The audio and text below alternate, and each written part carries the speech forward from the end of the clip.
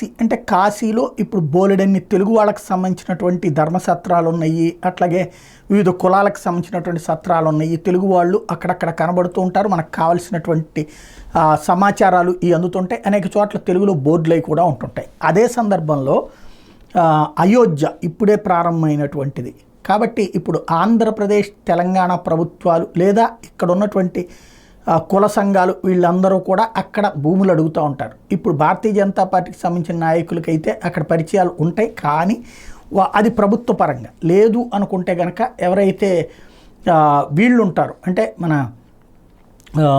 RSS విహెచ్పికి సంబంధించినటువంటి వాళ్ళు తెలుగుకి సంబంధించినటువంటి తెలుగు రాష్ట్రాలకు సంబంధించిన వాళ్ళని వెంట పెట్టుకుని అక్కడ భూముల్ని ఇప్పించుకోగలిగితే మన తెలుగు వాళ్ళకి సంబంధించిన ధర్మసత్రాలు, తెలుగు వాళ్ళకి సంబంధించినటువంటి హోటళ్ళు, తెలుగు వాళ్ళకి సంబంధించినటువంటి ప్రదేశాలను కేటాయించుకోగలిగితే రాబోయేటటువంటి రోజుల్లో ఒక మంచి అవకాశం ఏర్పడుతుంది. అయోధ్య, కాశీ ఈ రెండింటికి వెళ్తున్నటువంటి భక్తులకి అక్కడ కాశీలో అయితే ప్రాబ్లం లేదు, కానీ అయోధ్యలో వచ్చే ప్రాబ్లం దృష్టిలో పెట్టుకుని తగినటువంటి వసతిని కల్పించేటువంటి ఏర్పాట్లను చూడాల్సిన బాధ్యత అయితే ఇక్కడున్న నాయకులకు ఉంది.